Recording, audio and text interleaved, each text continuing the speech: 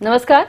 Very warm welcome to all our viewers and learners in this live phone-in session of CIT NCERT. I am Renu Bhatt with you all, and you are watching us live on eVidya channel, channel number 12. And apart from this channel, you are with us on our YouTube channel as well, that is NCERT Official. Dear learners, let me tell you that we are in this particular session, we are going to learn about a topic that is for English 12th class students, and it's for 12th standard students, and the topic is Lost Spring, Stories of Stolen Childhood. And as we can figure out just listening by this particular topic, that we are going to listen about few people, or we can say kid, right? Kids stories, and we have our expert with us in this particular studio. Let's meet her. You are Miss Homi Astabans. You are ELT expert. Very warm welcome, ma'am. Thank you. And before I start this particular session, let me share some certain information to all our viewers and students out there, in case they want to know more about this particular topic, or they want to share their experience, or they want to ask some questions. They can feel free to reach out to us through our various medium.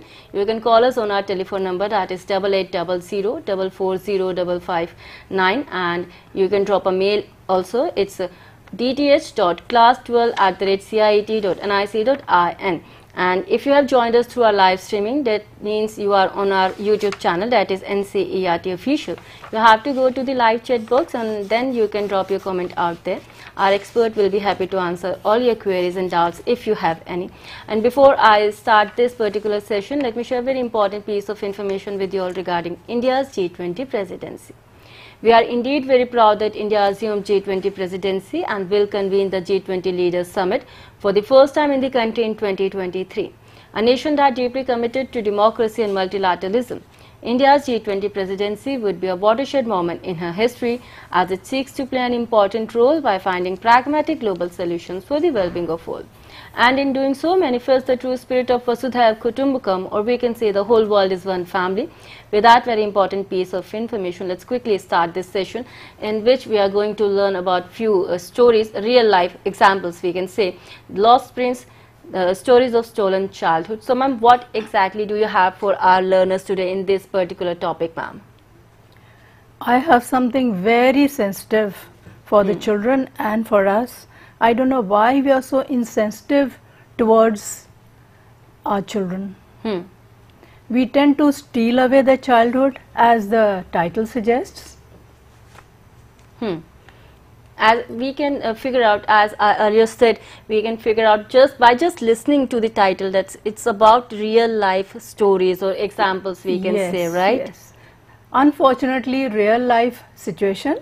And to begin with, I'll show you some of these clips, and I'm sure you are familiar with these. Right. You can see these clips? Okay. Yes, ma'am, we can see that. Okay, children. I want you to have a look at these pictures, and very quickly, within a word or a single sentence, tell me, what do you see?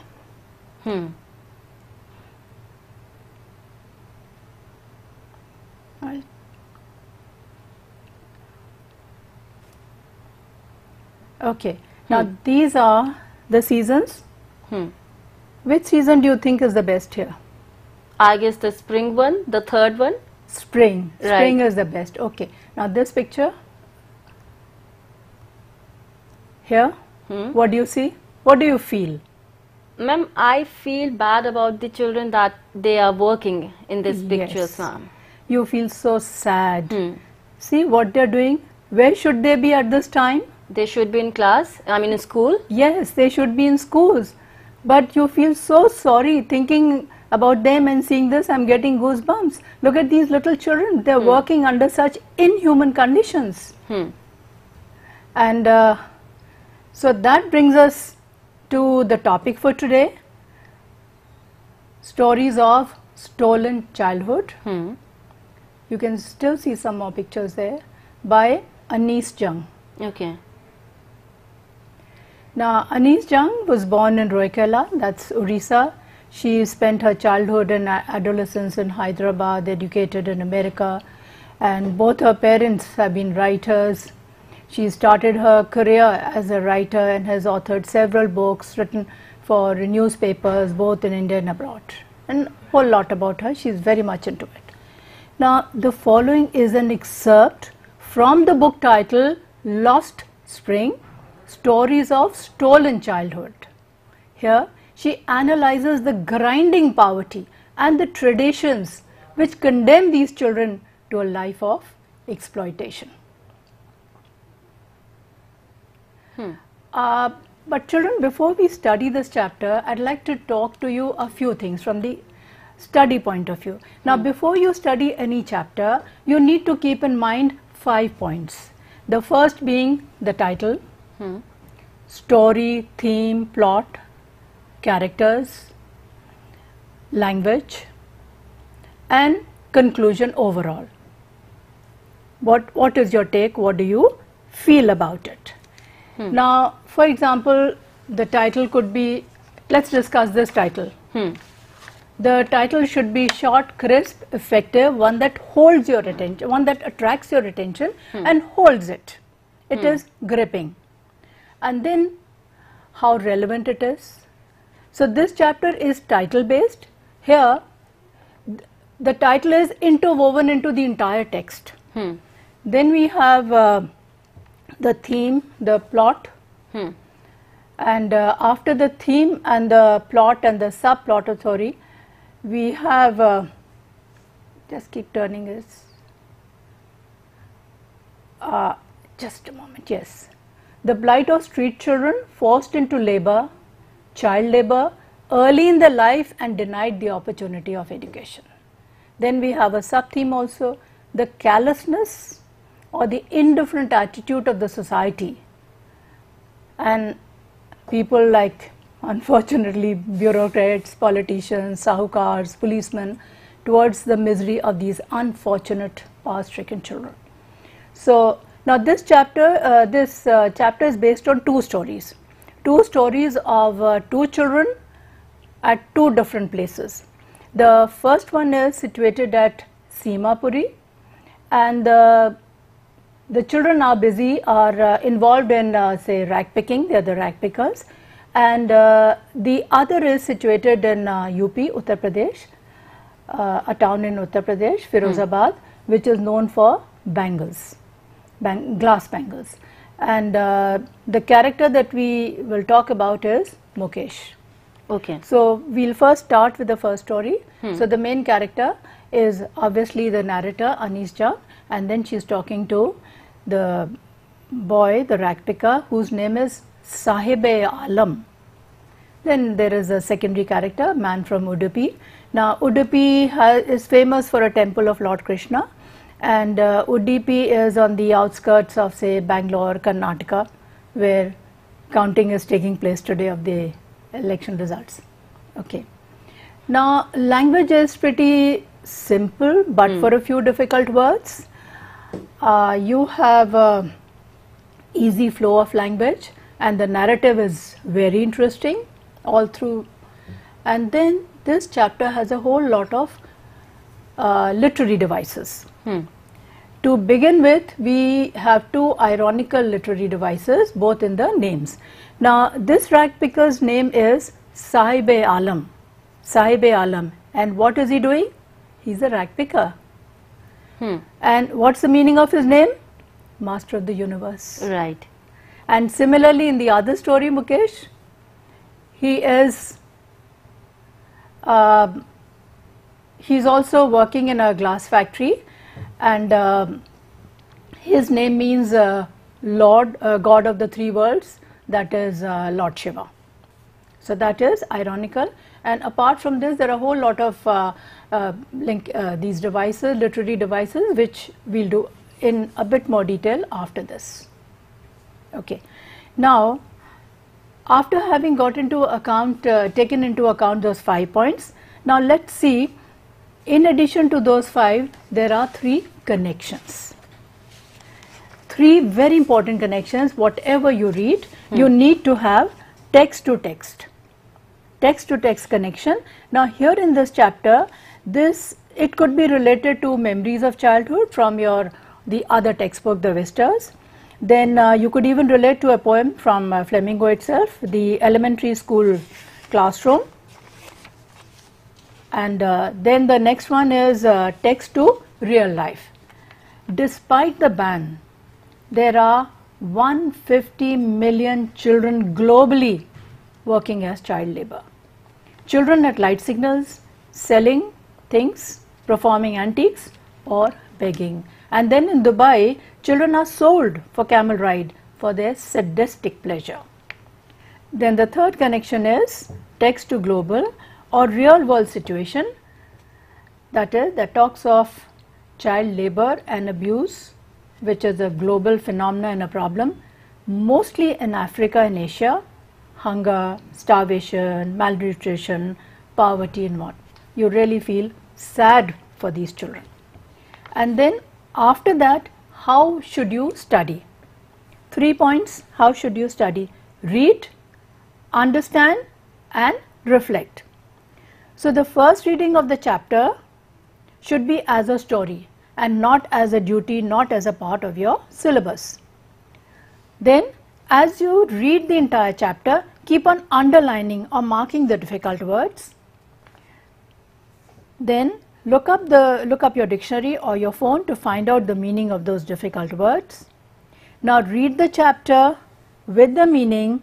You will enjoy realizing the difference in understanding. Reflect upon the content and draw connections.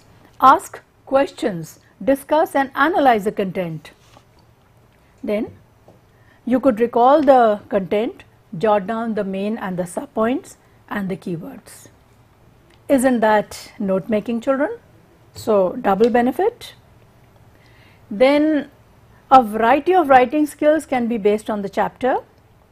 You could write a report, specific or general, on the prevalence of child labor at roadside restaurants, traffic signals, households and several other places, factories also. Articles, speech, debate, and you can even prepare a project on child labor. Now coming to the literature part, you generally have 3 types of questions. The first one is the reference to context, a single line or a paragraph, who said this, to whom, when, where and why. Then you have short questions, 30 to 40 words, the long question, 100 to 150 words. Now these long questions are generally extrapolatory, that is going beyond the text, and this is where the connections and the critical literacy comes in handy. Now application based questions and 21st century skills are stressed upon. So merely reading the text and understanding word to word is actually not enough. You need to go beyond and even read between the lines. Draw connections. So I think that's a brief idea on how you should be studying a text. So let's now come down to the text. So you have the summary. This is already on. Yes, ma'am. Okay, summary of Sahib-e-Alam. Now as I said that this Lost Spring is a story of 2 children, 2 different places, and the first one is of Sahib-e-Alam, the rag picker. He scrounges the garbage to sustain his living. He and his family are refugees from Bangladesh that came to the city, the big city, Simapuri. Simapuri is not a big city, but it is on the outskirts of the big city, and that is Delhi. Looking for gold. Garbage is gold for them. Now he is unable to study due to the lack of schools in the neighborhood, and here in this case, if you have your text before you, then we can refer to it. The text begins with the first line. Sometimes I find a rupee in the garbage.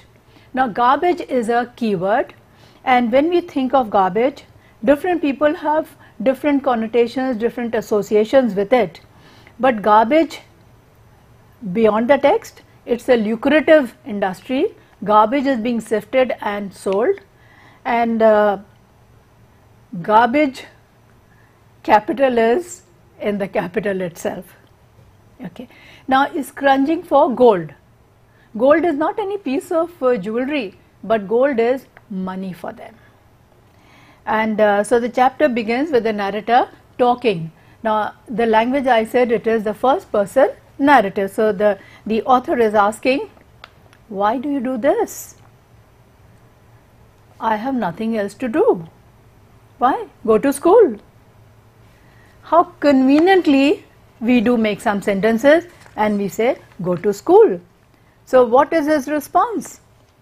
There's no school in my neighborhood. When they build one, I will go. Now see the determination of this child. So the narrator asked, if I start a school, will you come? Yes, he said, smiling broadly. A few days later, I see him come running up to him. Is your school ready? Now see, this child is absolutely ignorant. He doesn't know that opening a school is not an easy job. It's a long process. It does take a lot of time. Soon after, the narrator feels embarrassed at the promise, offhanded promise that she made, which was a hollow promise. So now children, we can work on the word promises. And in school when we were children, we would use this word, promise breaker is a shoemaker. Now shoemaker, again, that takes us to the caste system, which of course we should not be doing so. So then the promises like mine abound in every corner of his bleak world, and these promises are just made offhandedly. And imagine she'd been meeting him, the same neighborhood, but she didn't know his name. She inquires his name after quite some time. She says, what's your name? He does not know what it means.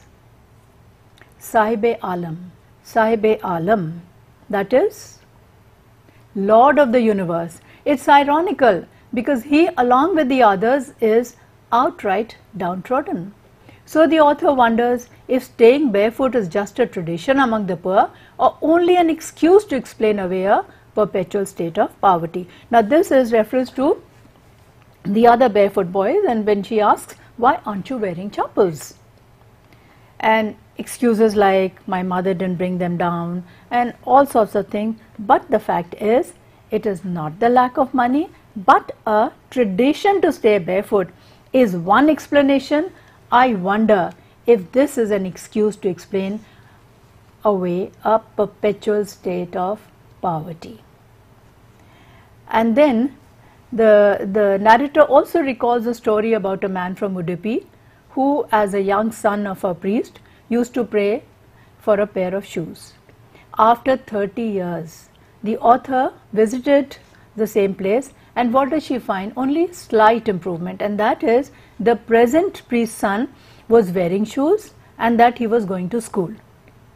However, the author pines at the thought of still barefooted rag pickers of the neighborhood. So the situation has not changed much, and you do feel pretty sad about it. Now, if we study, get to know Sahib-e-Alam a bit more. Now, he came to Simapuri, which is a home to 10,000 rag pickers, mostly from Bangladesh, when Bangladesh was created out of East Pakistan in 1971.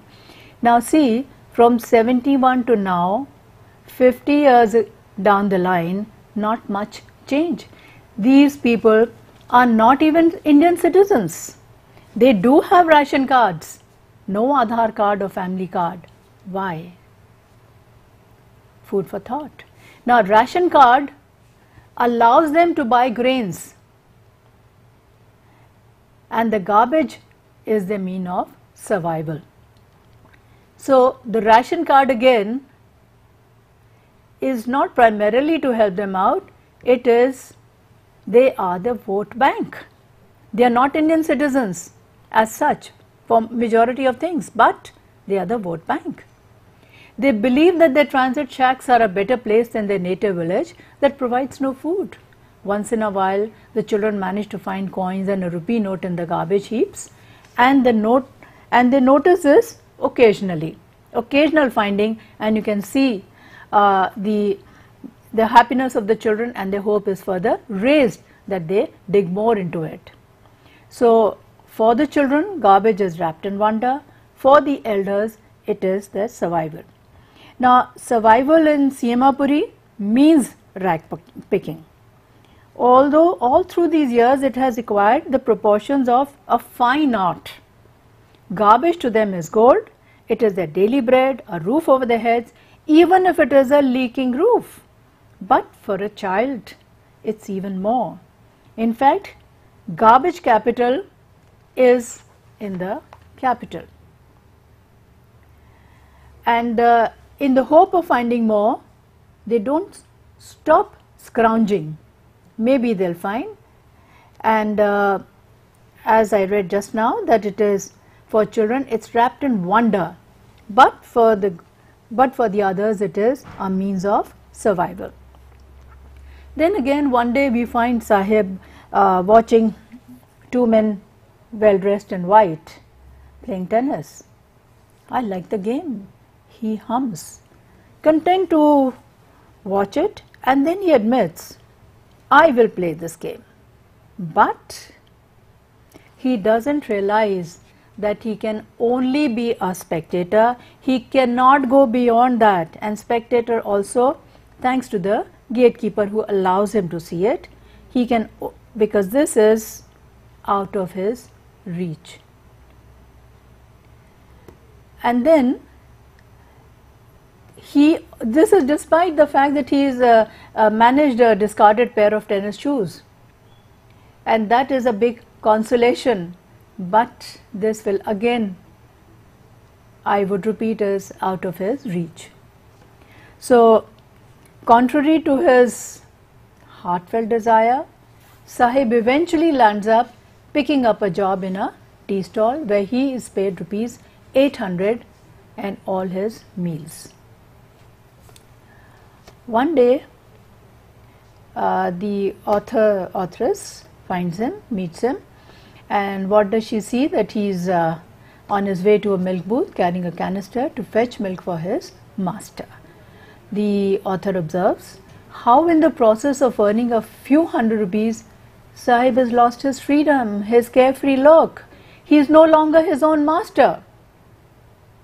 No longer his own master, whose name means that he is the Lord of the universe. So you do feel sad for such children, such life. See, what can we do for them? So this is the first part, first story. Now the second story also is again not a very pleasant one, and both these stories, they are bound by a common thread, common woe.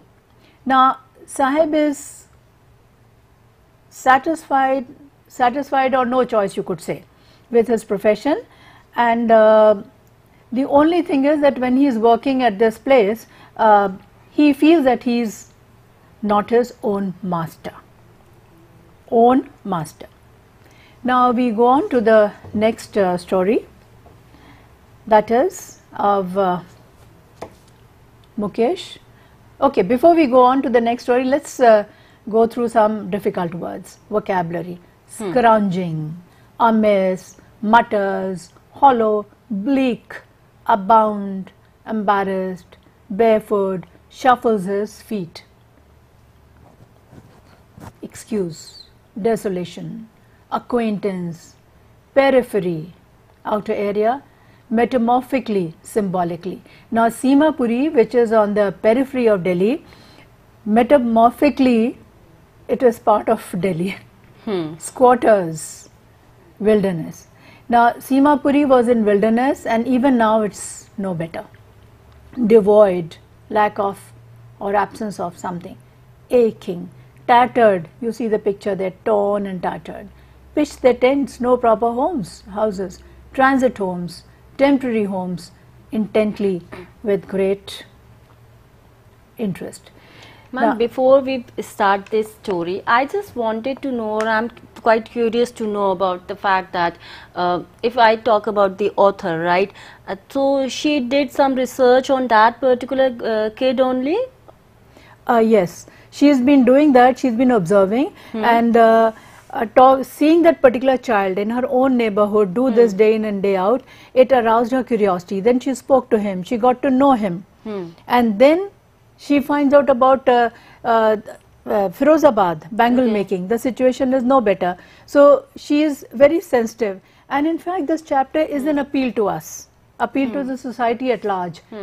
Come, help them out, save them, eradicate this social evil.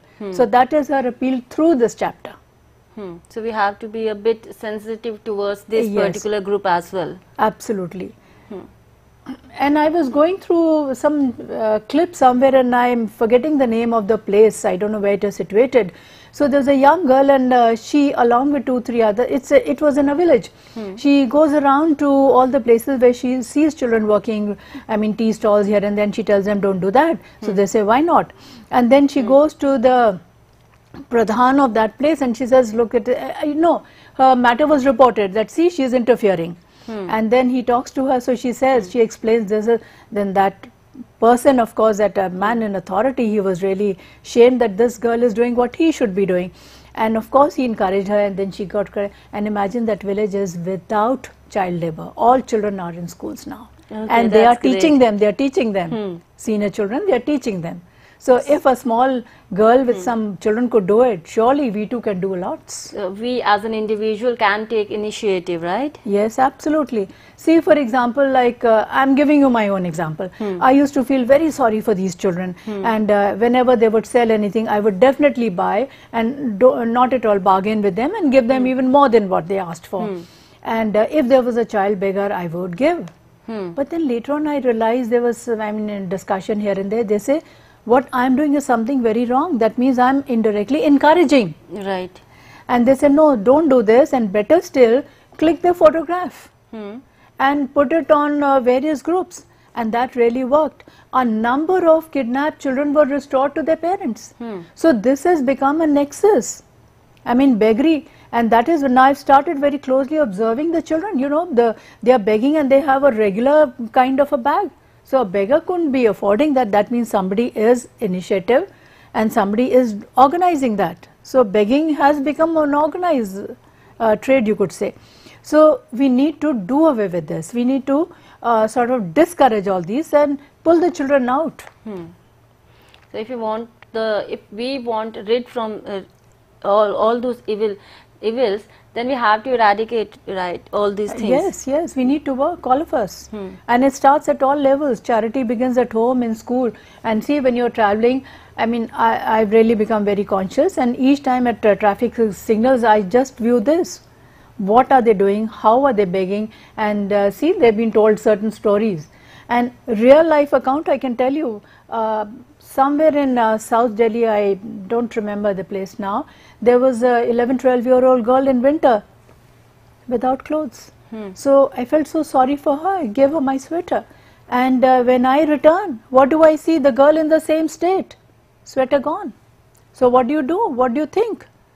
So that gives you thought whether you should do this charity or not, what you should do, how should you do. So that gives us something to do, something to think about. There are many such instances and cases. Right. Ma'am, shall we start the second story? Yes. Now see, these two stories, I mean, they are so long, you can go on and on, but then you have to restrict yourself. Look, what is your limitation, your chapter and the word limit and all those kind of things. Okay, we go on to the next one, that is Mukesh the bangle maker. Now, UP, Firozabad is known for bangles. And there is the reference to colorful bangles. See, I am wearing all those colorful bangles exactly to tell you what this. And in UP, there is a lot of sanctity for glass bangles, especially for married women, when there is a reference to Sohag later on. Okay. Now, Mukesh's name again, it means God of the three worlds, heaven, hell and earth, and representing the Hindu god, that is God Shiva. Now just imagine his name, Mukesh, and what is he? The plight of street children forced into labor, child labor, early in their life and denied the opportunity of children. Sub-theme is the callousness or the indifferent attitude of the society and the people in power, in authority, the rich and the influential, the politicians, bureaucrats, sahukars, towards they're adding to the miseries of these unfortunate poverty-stricken people. And the main characters are narrator Anis Chand and Mukesh, a bangle maker from Firozabad. The other secondary characters are his family members, his elder brother's wife, grandmother, Savita, a young bangle maker, an old woman and her husband. Now Mukesh belongs to a family of bangle makers in Firozabad. Most of these families in the place are unaware of the illegality of their action in engaging children in such a hazardous industry. Even though children in such families take up the family profession, Mukesh wants to be a motor mechanic. He dares to think differently and drive a car.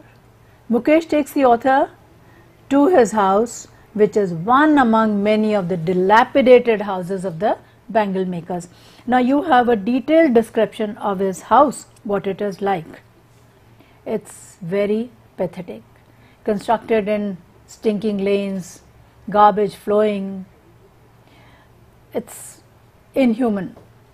Then Mukesh's father has been unable to change the condition of the house and the family in spite of working very hard all these years. The family now consisted of the father, the grandmother, the elder brother, his wife, Mukesh, and all those. In fact, this is the system where families are living together. And they cannot think of anything else. There's no way out but to surrender to their destiny, and which is what the grandmother says. It is his karma, his destiny. We cannot go beyond. We have to be in this profession. It is God-given lineage. Can a God-given lineage ever be broken? Imagine, born in a caste of bangle makers, they have nothing but bangles in the house, in the yard, bangles, bangles, everywhere, every street. You have spirals of bangles, sunny gold, different colors, kept in mounds, piled on four-wheeled handicrafts, pushed by young men along the narrow streets of the shanty town. Dark hutments next to the lanes of the shanty town, dark hutments. It's very sad. Their eyes are more adjusted to the dark than to the light outside, and that is why most of them end up losing their eyesight before they become adults. They lose their eyesight before they become adults. They're working at the furnace, bright light. And his grandmother also talks of it. She even says, "एक वक्त से भरपेट खाना तक नहीं खाया." Abject poverty. And this is when they're working day in and day out. They are slogging. They are working, and what are they getting? Hardly anything. They know nothing except making bangles. What has he achieved? He's failed in his lifetime. Not failed, but achieved. And what is that? A roof over his head. That is his greatest achievement. So the cry of not having money to do anything except carry on the business of making bangles, not even enough to eat, rings in every home. So there is poverty looming large everywhere. Now, so the author, she asks a group of young men who've fallen into this vicious circle of middlemen. She says, why don't you organize yourself into a cooperative? My God, if they get organized, what's going to happen? They'll be hauled up by the police, beaten and dragged and sent to jail for doing something illegal. They say there's no leader among them, nobody who could help them. They cannot think differently. They are tied. So you can go on talking endlessly about this spiral that moves from poverty to apathy, to greed and injustice. Listening to them, I see two distinct worlds. One, our family caught in the web of poverty, burdened by the stigma of caste in which they are born. And the other, a vicious circle of the sahukars, the middlemen, the policemen, the keepers of law, bureaucrats, politicians. Together they have imposed a baggage on these children it can't be put down. Daring is not a part of growing up. They dare not think beyond. But I sense a flash of it in Mukesh. I'm cheered. He says, I want to be a motor mechanic. He repeats, he'll go to the garage and learn how to drive a car. I will walk and see and learn. Do you also dream of flying a plane? He's suddenly silent. No, he says, staring at the ground in a small murmur. There's an embarrassment that has not yet turned into regret. He is content to dream of cars, but he sees hurtling down the streets of his town. Few aeroplanes fly over Firozabad. So there's the metaphor and the pun, as only a few could dare to dream of choosing any other profession other than bangle making. So the lives of people of Firozabad, they are committed to bangle making. All their lives they work with colorful bangles and even go blind. The author observes a young girl, Savita, who ponders over the life of women in that region. Before marriage they make bangles, possibly without even realizing the sanctity, and after marriage wear them. As I said earlier, in UP there's a lot of importance attached to the glass bangles, kaanch ki chudiyan, for a sohagan.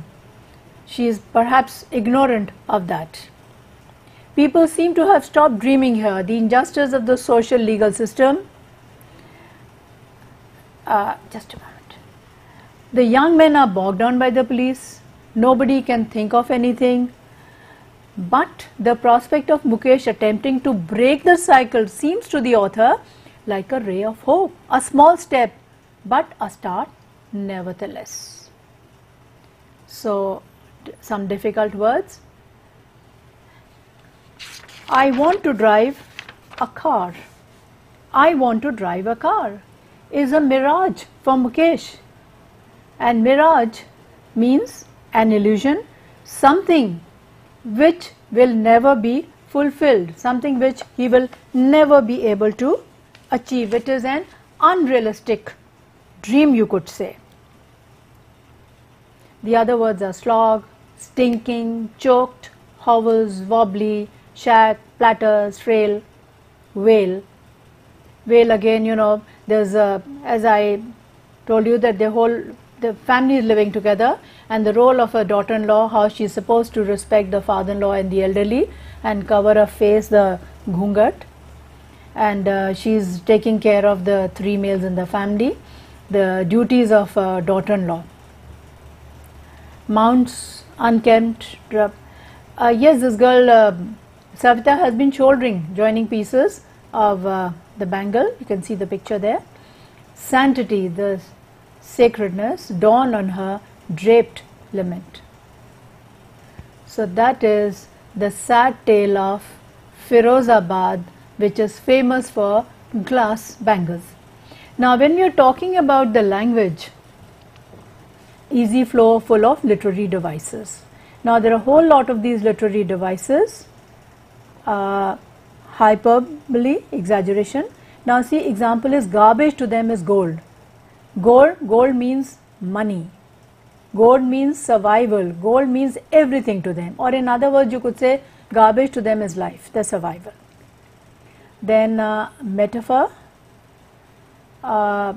Example here is the road was a ribbon of light, but Seemapuri on the periphery, we talk of Seemapuri metamorphically, that is symbolically.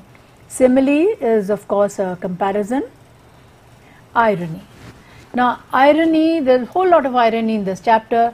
Irony is just the opposite of what you say, think or do. And Sahib's name is ironical, so is Mukesh's name. The meaning is ironical, what they are, what their name means, and they live in garbage. Paradox, seemingly absurd and illogical or contradictory statement, the opposites. For example, the beauty of glass bangles of Firozabad contrasts with the misery of people who produce them. Now, if we sum up some points to remember, as I told you earlier, those 5 points and all that, then the background of his family, refugees, food is important, then identity, so they are very happy with the ration card they have. Now, Sahib's desire to go to school, irony in his name and existence, and his longing to play tennis, and which is beyond his reach. Then the story of Udupi, the reality behind some improvement, but it's not enough. Then reality behind not wearing footwear. Not that it's a tradition, but you can't have it, can't afford it, don't have it. A perpetual state of poverty. So all through, right from the beginning till the end, both the stories, we talk of poverty and child labor and the poor state of children. Garbage is gold, having different meaning for adults and children, and it has acquired a fine art. Then Sahib, as an employee, lost the carefree look, no longer his own master. Then when we talk of Mukesh, again condition is not better, pathetic. His family and his father's failed efforts to overcome this tradition, the grandmother's lament, and the acceptance of God-given lineage.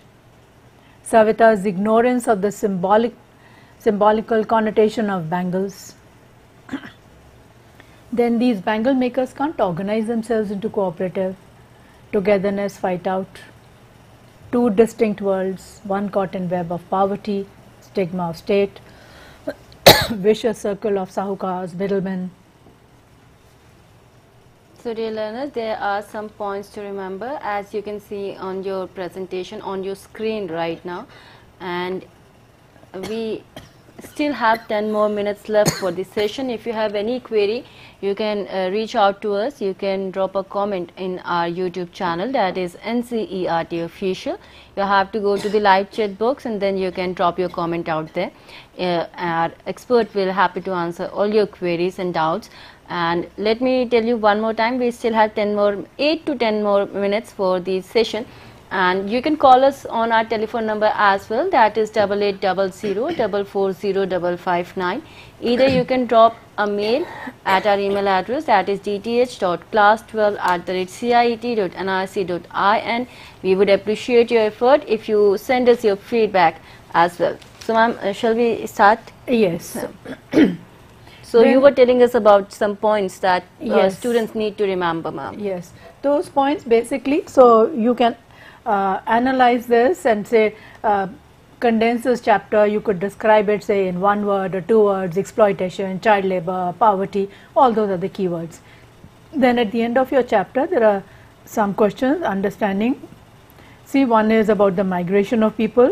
Now, when we think of migration, I'm immediately reminded of the COVID time, how the laborers had to migrate, what a tough time it was, all those kind of things. Then you have talking about the text, all those questions, and yes, now something for you to do. Find the meaning of these words, and you can see these 2 pictures over there. You could write an article on child labor and find out more about Dr. Kulin. You're all aware of Amul. And can you imagine, single-handedly this gentleman started this initiative, this cooperative, and see where it has reached. So where there is a will, there is definitely a way. Then the other gentleman, Kailash Satyarthi, who's been awarded the Nobel Prize, and he has rescued n number of children from such child labor situations, and he is still on the job. I think we need to strengthen his arms. Now children, comes the important thing. We talk of irony, we talk of paradox, so many things. There are so many things, so many schemes. For example, SSA, Sarv Shiksha Abhiyan. This is for till the class 10. Sarv सबके लिए शिक्षा का अभियान. And then we have Ramsa, Rashtriya, this is till class 12. How many are aware and how many are availing? Keeping in mind that so many children are laborers. They have not even seen the schools.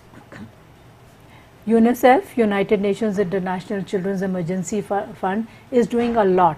But there's not much of awareness. We don't know. Majority of us don't know much about it. Then a couple of years ago in school there used to be this literacy mission, and the children used to be teaching each other. Each one teach one. I think that also has almost died a natural death. I think I don't see much of that now. Otherwise it was in great gusto it started off. And now exactly a month from now, on 12th June, World Day Against Child Labor. At least some awareness, because before this Child Labor Day started off, I used to wonder that 1st May is the Labor Day. You think of the labors, but nobody ever thought of child labor. Thank God, now organizations are there, we've been sensitized, and now there is the World Day Against Child Labor. There is the child helpline number 1098, and this is written in the inner cover of your textbooks also, and I see this number written on some police booths also. So children, please do not bear any such thing, no exploitation of any sort. You know where to ask, you know where to seek, and please confide in somebody, maybe your anybody that you trust. People, I'm sure, are there to help you out. So padhe chalo, bade chalo, education, there's nothing to beat. I mean, education is the solution to a number of problems. Here I would like to say it, I personally feel very happy to see the state of education in Delhi. Right. It has changed tremendously, and I'm so happy. I mean, I've been seeing government schools earlier and now. I don't know why people never thought of education earlier, which is the most important thing. In fact, it should be as important as one's food and breathing and all those kind of things. Okay. Now, any query, any further clarification? Keep reading this. Any number of times that you read this, you'll come out with a different meaning. Each time you'll come out with a different meaning. And children, be sensitive and see what you can do. Make projects on this. Projects, I mean, real life. Start with your own maids and the children and the surrounding and all those things. Now we at this thing, we already have all this organization, and we are teaching the children of the maids. And can you imagine, yesterday class 12 results came out. These children of the maid who we sponsor, 50% we pay and 50% they pay for this fees, and they are all studying in a so-called English medium school, and they have achieved result 92%. So that is very heartening, and these children, they are doing very well. They are employed in a few prestigious places. One of them has even become an air hostess. So where there is a will, there is definitely a way. And children, I want you to be sensitive. Think of these children, and whenever you see, and I only hope that whosoever employs these children should first think of his own child, if his own child is here. Now in this case, before we wind up, I want to leave you with a little clip. Education is the most powerful weapon which you can use to change the world, undoubtedly. We clip onto the YouTube. So it's a link. How do I do that? There's a link on youtube.com/watch?v is equal to W US 13 CS.14. So Nelson Mandela has taught us a very important, we can say, learning. Education is the most powerful weapon.